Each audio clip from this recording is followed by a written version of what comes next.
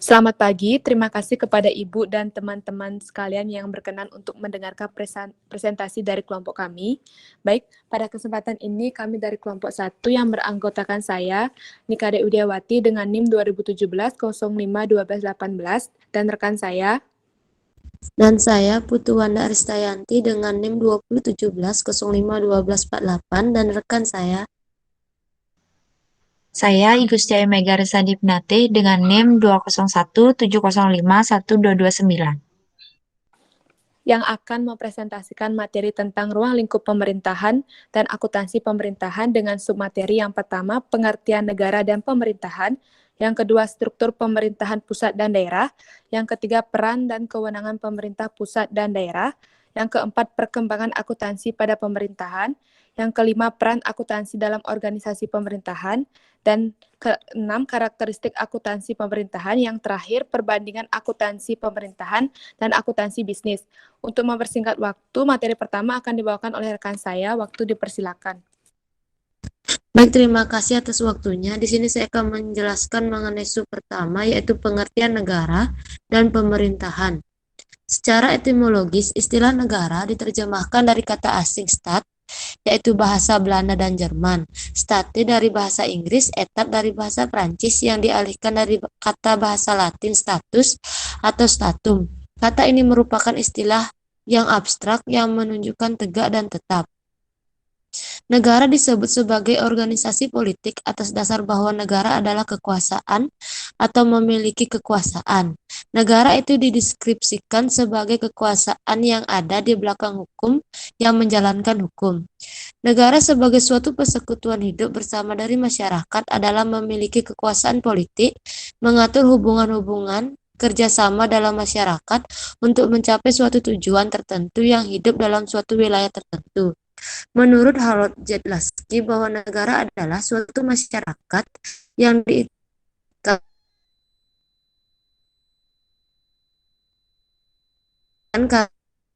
yang bersifat secara kelompok yang tersebut itu mengenai pengertian pemerintahan. Pemerintahan berasal dari kata perintah yang setelah ditambah awalan pe menjadi pemerintah dan ketika ditambah akhiran an menjadi pemerintahan. Dalam hal ini beda antara pemerintah dengan pemerintahan karena pemerintah merupakan badan atau organisasi yang bersangkutan. Sedangkan pemerintahan berarti perihal ataupun hal ikhwal pemerintahan itu sendiri. Pemerintahan dalam arti luas adalah segala kegiatan badan-badan publik yang meliputi kegiatan legislatif, eksekutif, dan yudikatif dalam usaha mencapai tujuan negara. Selanjutnya, next.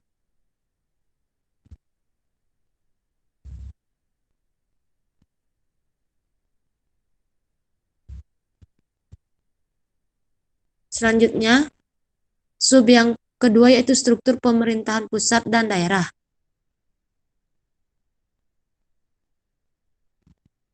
Struktur pemerintahan pusat. Yang pertama yaitu presiden. Jabatan Presiden Republik Indonesia yaitu Kepala Negara dan juga Kepala Pemerintahan Negara Indonesia. Sebagai kepala negara, Presiden adalah simbol resmi negara Indonesia di seluruh dunia atau internasional. Sedangkan sebagai kepala pemerintahan, Presiden dibantu oleh Wakil Presiden dan para menteri dalam kabinet memegang kekuasaan eksekutif buat melaksanakan tugas pemerintahan sehari-hari.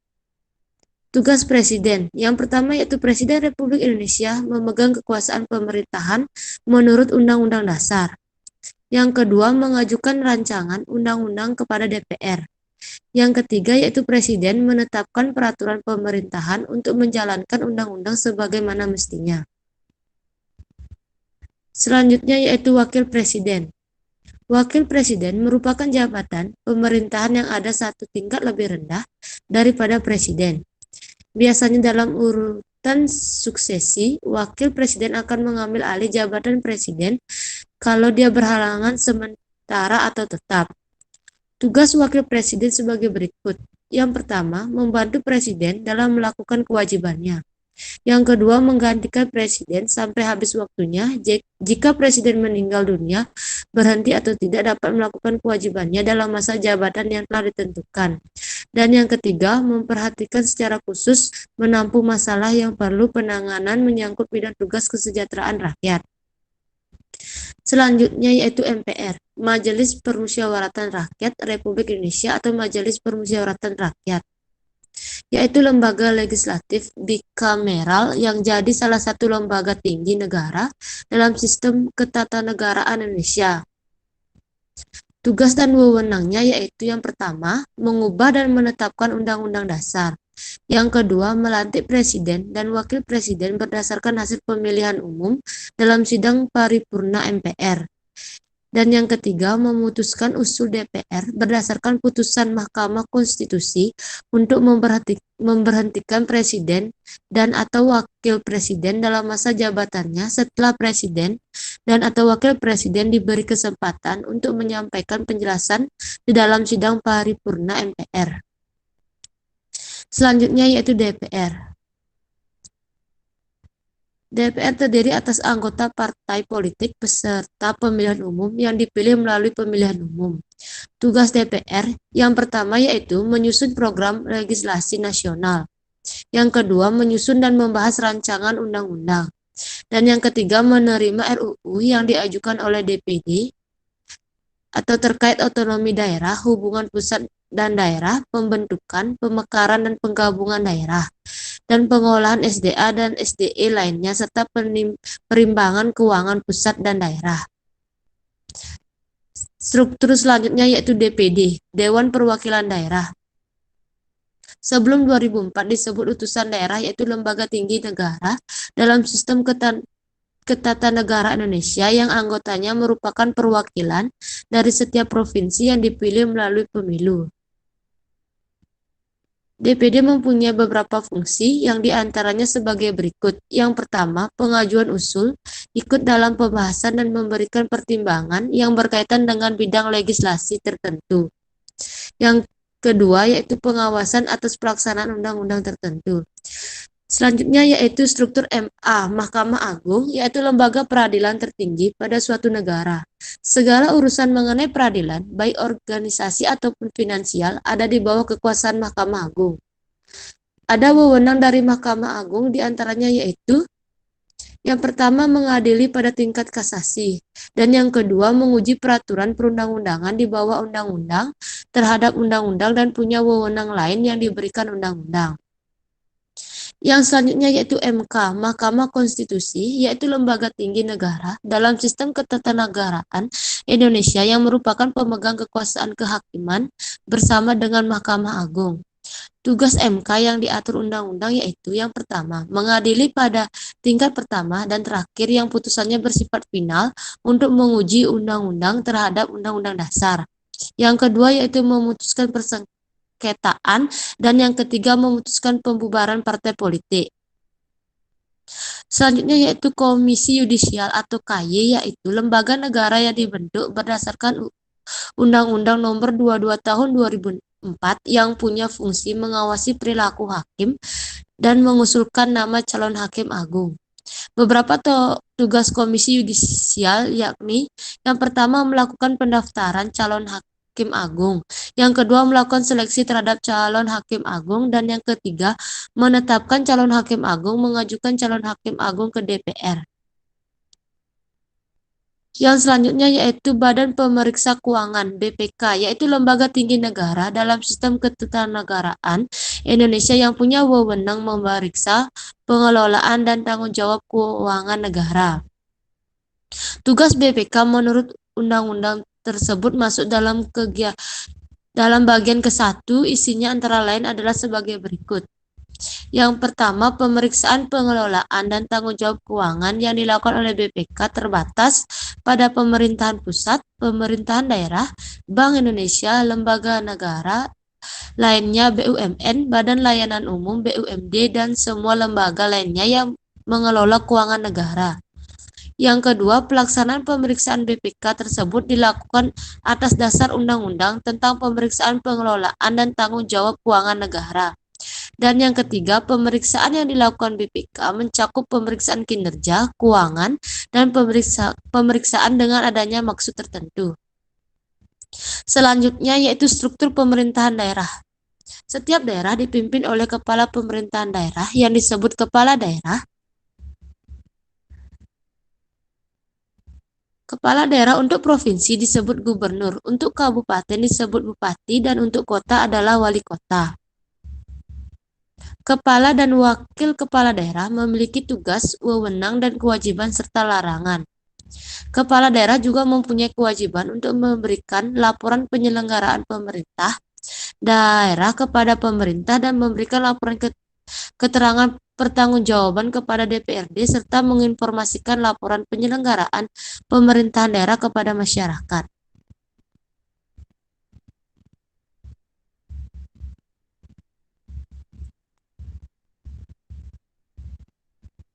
Perangkat daerah provinsi terdiri atas sekretariat daerah, sekretariat DPRD, dinas daerah, dan lembaga teknis daerah. Perangkat daerah kabupaten kota terdiri atas sekretariat daerah, sekretariat DPRD, dinas daerah, lembaga teknis daerah, kecamatan, dan kelurahan. Yang pertama yaitu sekretariat daerah dipimpin oleh sekretaris daerah. Sekretaris daerah diangkat dari pegawai negeri sipil yang memenuhi persyaratan. Sekretaris daerah provinsi diangkat dan diberhentikan oleh presiden atas usul gubernur sesuai dengan peraturan perundang-undangan. Yang selanjutnya yaitu sekretariat DPRD, dipimpin oleh sekretaris DPRD. Sekretaris DPRD provinsi diangkat dan diberhentikan oleh gubernur dengan persetujuan DPRD provinsi. Sekretaris DPRD kabupaten atau kota diangkat dan diberhentikan oleh bupati atau wali kota dengan persetujuan DPRD kabupaten atau kota. Yang selanjutnya itu dinas daerah, yang merupakan unsur pelaksana otonomi daerah. Dinas daerah dipimpin oleh kepala dinas yang diangkat dan diberhentikan oleh kepala daerah dari pegawai negeri sipil yang memenuhi syarat atas usul sekretaris daerah. Yang selanjutnya itu lembaga teknis daerah, yang merupakan unsur pendukung tugas kepala daerah dalam penyusunan dan pelaksanaan kebijakan daerah yang bersifat spesifik berbentuk badan, kantor, atau rumah sakit umum daerah.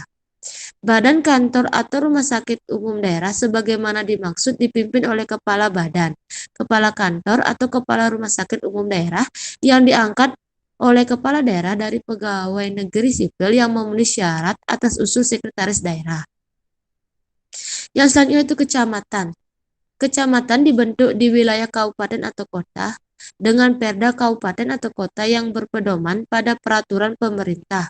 Kecamatan dipimpin oleh seorang camat yang dalam pelaksanaan tugasnya memperoleh pelimpahan sebagai wewenang bupati atau wali kota untuk menangani sebagian urusan otonomi daerah. Dan yang terakhir yaitu kelurahan. Kelurahan dibentuk di wilayah kecamatan dengan perda kabupaten atau kota yang berpedoman pada peraturan pemerintahan. Kelurahan dipimpin oleh seorang lurah yang dalam pelaksanaan tugasnya memperoleh pelimpahan dari bupati atau wali kota. Lurah diangkat oleh bupati atau wali kota atas usul camat dari pegawai negeri sipil yang menguasai pengetahuan teknis pemerintahan dan memenuhi persyaratan sesuai dengan peraturan perundang-undangan. Selanjutnya, next. Selanjutnya yaitu sub yang ketiga, peran dan kewenangan pemerintahan pusat dan daerah. Pemerintahan pusat merupakan penyelenggara pemerintah bangsa Indonesia.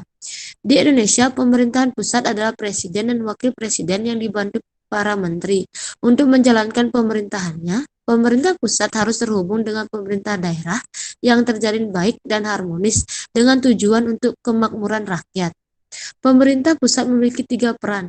Yang pertama yaitu fungsi layanan. Fungsi ini dilakukan untuk memenuhi kebutuhan masyarakat secara merata dan tidak memberatkan antara satu orang dengan yang lain. Bagian dan tujuannya dalam pelaksanaannya, pemerintah tidak boleh pilih kasih tetapi memberikan hak yang sama kepada semua orang. Hak tersebut adalah hak untuk dilayani, dihormati, diakui, kepercayaannya, dan sebagainya. Yang kedua yaitu fungsi pengaturan. Fokus dari fungsi ini adalah pengaturan tidak hanya kepada rakyat, tetapi juga pemerintah itu sendiri sebagai warga negara. Dalam membuat kebijakan harus dibuat lebih dinamis yang mengatur kehidupan masyarakat sekaligus meminimalkan intervensi negara dalam kehidupan masyarakat. Pemerintah harus mengatur dan melindungi masyarakat dalam menjalankan hidupnya sebagai warga negara. Dan yang terakhir, yang ketiga, yaitu fungsi pemberdayaan. Fungsi ini dijalankan pemerintah dalam rangka pemberdayaan masyarakat, di mana masyarakat harus tahu dan mampu memilih alternatif yang baik untuk menyelesaikan persoalan yang dihadapi. Pemerintah sebagai fasilitator dan motivator untuk membantu masyarakat menemukan jalan keluar di saat menghadapi persoalan. Selain tiga fungsi pemerintah pusat dalam menjalankan otonomi daerah, terdapat peran lain yang dimiliki pemerintah, antara lain yaitu menyediakan infrastruktur, menyediakan barang dan jasa kolektif, dan menjembatani konflik dalam masyarakat. Untuk sub selanjutnya,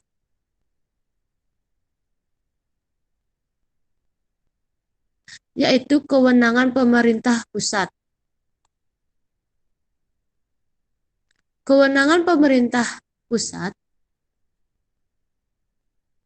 yaitu yang pertama yaitu perencanaan nasional dan pengendalian.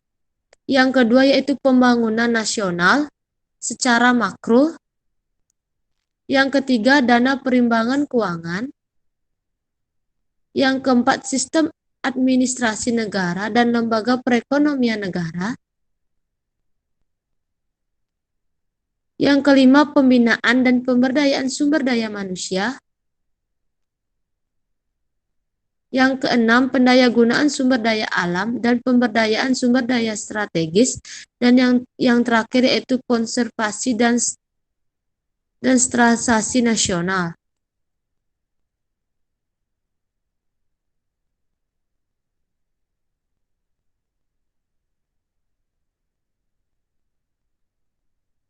Selanjutnya,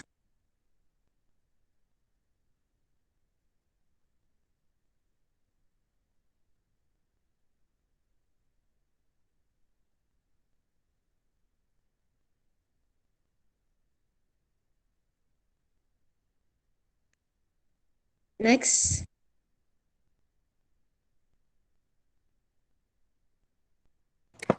Baik, untuk materi selanjutnya yang keempat, perkembangan akuntansi pada pemerintahan. Perkembangan akuntansi pada pemerintahan dimulai dari tahun 1974. Tahap pertama dimulai pada tahun 1974 sampai 1999. Dikenal sebagai masa akuntansi tradisional. Tahap kedua yang disebut sebagai masa reformasi akuntansi pertama terjadi pada tahun 2000 sampai 2005. Dan tahap ketiga terjadi pada 2005 sampai 2010 disebut masa reformasi tahap ketiga. Pada masa Belanda sampai tahun 2003, pengelolaan keuangan negara masih didasarkan pada sebuah aturan yang diterbitkan pada tahun 1864, yaitu Indonesian Comptability Suite atau STBL 1864 nomor 106, dan telah diubah untuk ketiga kalinya terakhir dalam STBL 1925 nomor 48, selanjutnya diundangkan dalam Lembaran Negara 1954 nomor 6, 1955 nomor 49, dan terakhir Undang-Undang nomor 9 tahun 1968. Sistem akuntansi pemerintahan yang diselenggarakan terpusat oleh pemerintahan menggunakan sistem tradisional cash basis yang menghasilkan laporan perhitungan anggaran pendapatan dan belanja yang berisi jumlah pendapatan dikurangi dengan belanja yang akan menghasilkan surplus atau defisit anggaran. Dibandingkan negara lain, reformasi pengelolaan keuangan negara di Indonesia terhitung sangat tertinggal. Lalu tahun 1999 sampai 2005 yang mempengaruhi sangat signifikan di dalam pengelolaan keuangan negara yang memberikan perubahan-perubahan yang dikemukakan oleh Halim pada tahun 2004 yaitu sebagai berikut. Yang pertama, pendekatan penyusunan anggaran berubah dari pendekatan penganggaran tradisional menjadi pendekatan penganggaran berbasis kinerja.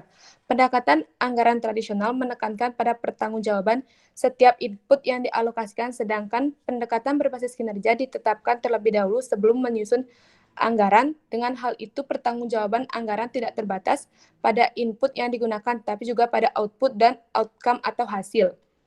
Yang kedua, penerapan prinsip value for money. Prinsip value for money atau sering disebut dengan 3E, yaitu ekonomis, efisien, dan efektif, harus dilaksanakan dalam pengelolaan keuangan negara. Pemerintah daerah diwajibkan untuk menerapkan prinsip 3E dalam pengelolaan keuangannya. Yang ketiga, pengendalian audit keuangan dan kinerja. Selain melakukan audit keuangan, pemerintah juga harus melakukan audit kinerja yang telah ditetapkan oleh entitas pemerintahan. Yang keempat, menerapkan konsep value for money. Pada era reformasi, pemerintahan dituntut untuk mempengaruhi prinsip ekonomis, efisien, dan efektif dikarenakan pada era tersebut tuntutan masyarakat semakin tinggi kepada pemerintah untuk dapat mengoptimalkan penggunaan dana penerimaan pajak agar tercapainya kesejahteraan dan kemakmuran masyarakat. Yang terakhir, perubahan sistem akuntansi pemerintahan. Selama ini digunakan sistem pencatatan tunggal, maka dengan hal itu harus diubah dengan sistem pencatatan ganda. Di samping itu, pencatatan atas dasar basis kas dipandang lebih baik untuk mengevaluasi kinerja keuangan pemerintah jika diubah ke basis akrual.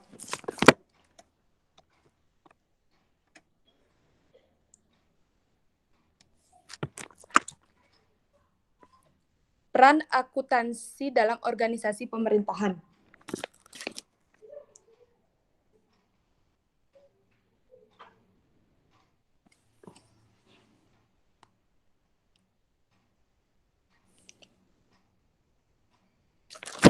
Mohon maaf yang tadi terpotong.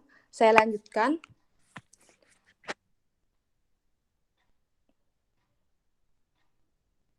Menurut Mahmudi pada tahun 2012, perkembangan akuntansi pemerintahan di Indonesia ada beberapa fase penting, yaitu sebagai berikut.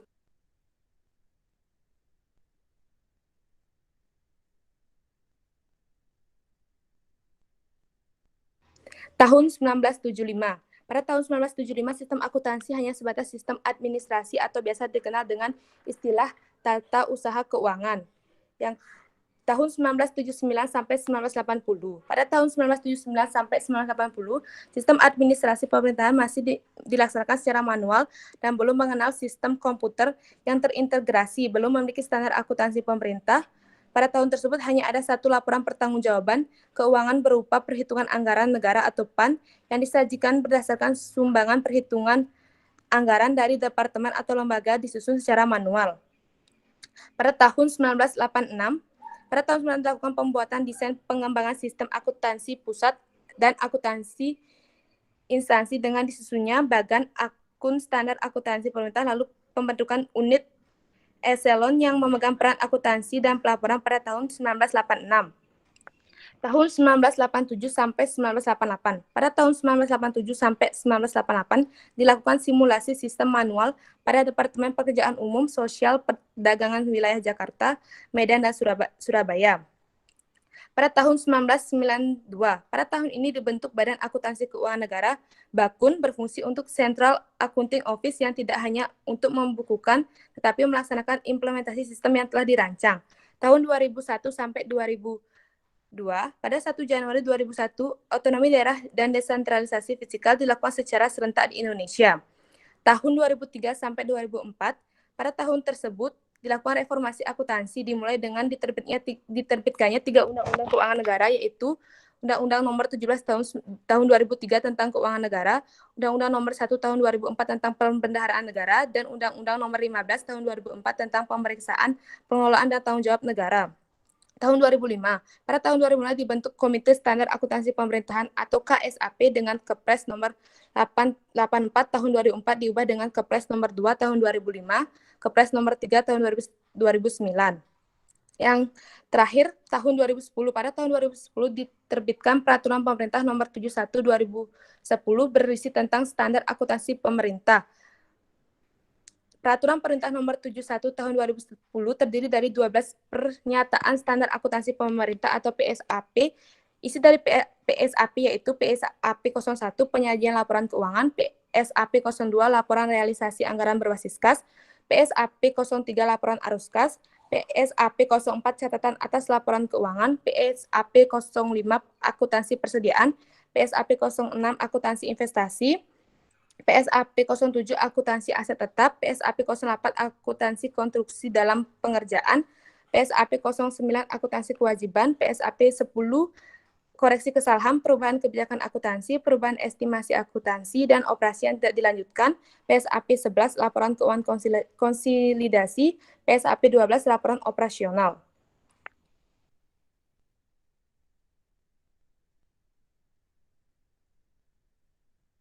Baik, untuk selanjutnya yaitu peran akuntansi dalam organisasi pemerintahan.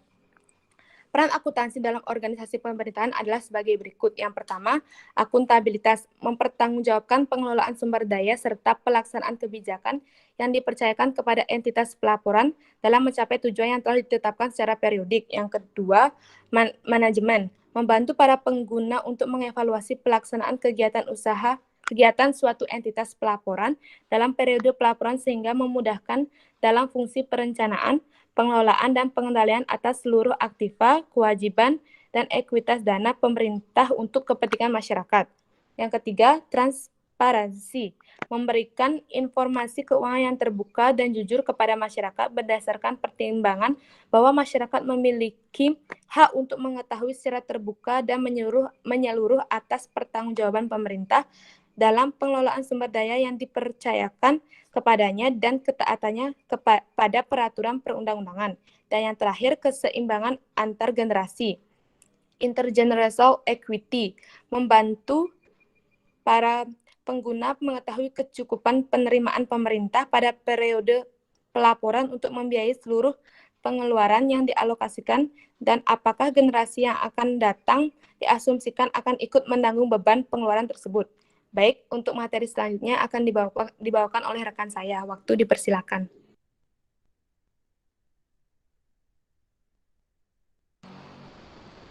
Baik, materi selanjutnya yaitu karakteristik akuntansi pemerintahan. Akuntansi pemerintahan memiliki karakteristik tersendiri jika dibandingkan dengan akuntansi yang ada di Indonesia. Contohnya yaitu akuntansi bisnis. Akuntansi pemerintahan memiliki karakteristik sebagai berikut. Yang pertama yaitu pemerintah tidak memperoleh profit atau laba, di mana dalam hal ini pendapatan seluruhnya bersumber dari pajak atau pendapatan lain yang telah ditetapkan pemerintah melalui peraturan perundang-undangan sebagai pendapatan dan menjadi kewenangan pemerintah untuk memungutnya. Yang kedua yaitu pemerintah dimiliki secara kolektif atau konstituen. Berbeda dengan akuntansi komersial yang diterapkan dalam unit bisnis. Kepemilikan atas pemerintah tidak dapat diwujudkan dalam bentuk kepemilikan modal yang mudah dialihkan. Sehingga jika ada konstituen atau warga negara yang tidak puas terhadap kinerja pemerintahan tidak dapat mengalihkan hak kepemilikannya tersebut. Oleh karena itu mereka harus melalui mekanisme untuk dapat memberikan masukan kepada pemerintah tentang kebijakan yang dihasilkan. Yang ketiga yaitu kontribusi sumber daya keuangan tidak dikaitkan langsung dengan pelayanan atau produk yang diberikan oleh pemerintah. Pada sistem yang telah diberlakukan di Indonesia, pembayaran pajak kemungkinan besar bukan pihak penerima layanan terbesar dari pemerintah. Hal tersebut disebabkan oleh pengenaan pajak didasarkan atas kekayaan atau harta yang dimiliki oleh pembayar pajak, bukan dari sebesar atau sebanyak jenis pelayanan pemerintah yang pembayar nikmati. Yang terakhir yaitu keputusan harus dibuat secara terbuka, sehingga akuntansi dan laporan-laporan lain yang terkait dengan pelaksanaan keputusan tersebut harus bersifat terbuka. Keputusan yang dibuat untuk kepentingan publik harus dibuat secara terbuka. Sidang pembahasan anggaran dibuka secara publik dan melibatkan wartawan untuk meliputinya, sehingga anggaran dan pertanggungjawabannya dapat dengan sangat mudah dievaluasi oleh masyarakat. Di samping itu, masyarakat juga dapat mengevaluasi bagaimana proses anggota perwakilan mengambil keputusan anggaran tersebut. Pendapat lain tentang karakteristik akuntansi pemerintah menurut Bakhtiar, Arif, dan Muklis 2009. Akuntansi pemerintahan memiliki karakteristik sebagai berikut. Yang pertama yaitu berbeda dengan akuntansi sektor bisnis. Akuntansi pemerintahan tidak berorientasi untuk mendapatkan laba. Pada laporan akuntansi pemerintahan juga tidak terdapat laporan laba atau income statement. Yang kedua yaitu tidak ada laporan laba, dikarenakan tidak berorientasi pada laba sehingga tidak terdapat laporan laba. Yang ketiga yaitu anggaran merupakan batas tertinggi atau plafon. Pemerintah membukukan anggaran ketika anggaran tersebut dibukukan. Anggaran adalah hal terpenting bagi pemerintahan karena menjadi dasar dari semua kegiatan yang akan dilaksanakan. Oleh sebab itu, anggaran merupakan plafon dan tidak bisa ada pergeseran dari satu perkiraan ke perkiraan lain. Yang keempat yaitu menggunakan lebih dari satu dana. Banyaknya transaksi dari setiap jenis dana pada akuntansi pemerintah sehingga perlu dibentuknya dana-dana tersendiri. Yang kelima yaitu sangat bergantung pada undang-undang. Akuntansi pemerintah bersifat kaku karena ada perundang-undangan yang mengaturnya. Jika terdapat pertentangan antara transaksi dan peraturan yang diutamakan adalah peraturannya. Yang keenam yaitu tidak mengenal perkiraan modal dan laba yang ditahan di neraca.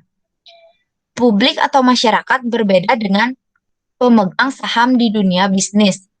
Kontribusi rakyat kepada pemerintah bersifat tidak langsung. Hal ini berbeda dengan pemegang saham menginginkan laba atau dividen dari keuntungan penjualan modal sahamnya. Next. Materi yang selanjutnya yaitu perbandingan akuntansi pemerintah dan akuntansi bisnis. Karakteristik organisasi pemerintahan berbeda dengan organisasi bisnis atau komersial. Hal ini berimplikasi pula terhadap praktek akuntansi yang berlaku di kedua organisasi tersebut. Berikut adalah beberapa hal mendasar beberapa perbedaan antara akuntansi pemerintah dan akuntansi komersial. Yang pertama yaitu dari sisi laporan. Yang pertama perbedaan akuntansi komersial dan akuntansi pemerintah adalah dari sisi laporan dalam jurnal. Akuntansi komersial memiliki laporan laba rugi, laporan perubahan modal, dan laporan arus kas. Sedangkan akuntansi pemerintahan tidak mempunyai laporan laba rugi. Namun sebagai gantinya pada akuntansi pemerintahan terdapat laporan operasional dan laporan realisasi anggaran. Komponen neraca pada akuntansi pemerintahan juga berbeda. Munculnya istilah baru diantaranya yaitu dana cadangan dan ekuitas dana. Hal ini didasarkan bahwa dalam pencatatan laporan pemerintah tidak berorientasi pada laba atau profit. Yang kedua yaitu dari sumber pendapatan. Sumber pendapatan akuntansi komersial berasal dari penjualan barang dan jasa, bergantung dari yang mereka jual. Sedangkan untuk akuntansi pemerintah, pendapatan berasal dari penetapan-penetapan aturan secara hukum. Misalnya adalah pemberlakuan pajak. Yang selanjutnya yaitu standar akuntansi yang berbeda. Untuk akuntansi komersial, tunduk pada standar akuntansi keuangan, yaitu SAK, yang dirancang oleh Ikatan Akuntansi Indonesia atau IAI. Namun, untuk akuntansi pemerintah tunduk pada standar akuntansi pemerintah atau SAP yang dirancang oleh Komite Standar Akuntansi Pemerintahan atau KSAP dan diatur pada PP Peraturan Pemerintah Nomor 71 Tahun 2010. Yang selanjutnya yaitu dari sisi auditor. Jika dalam akuntansi komersial, pihak yang berwenang untuk mengaudit laporan keuangan adalah akuntan publik. Sedangkan untuk akuntansi pemerintahan, pihak yang berwenang memeriksa laporan keuangan adalah Badan Pemeriksa Keuangan atau BPK. Yang terakhir yaitu kepemilikan. Laporan keuangan komersial dibuat untuk ditujukan pada mereka pemilik dalam organisasi atau entitas tersebut dan memiliki kepentingan atas laporan yang telah dibuat. Untuk entitas dengan akuntansi komersial bisa dimiliki oleh banyak kepemilikan bagi mereka yang memegang saham dalam perusahaan tersebut. Sedangkan untuk akuntansi pemerintah bersifat tidak adanya kepemilikan dan lebih independen. Walaupun memiliki sedikit perbedaan, namun untuk dasar dari kedua jenis akuntansi ini tidak jauh berbeda. Next.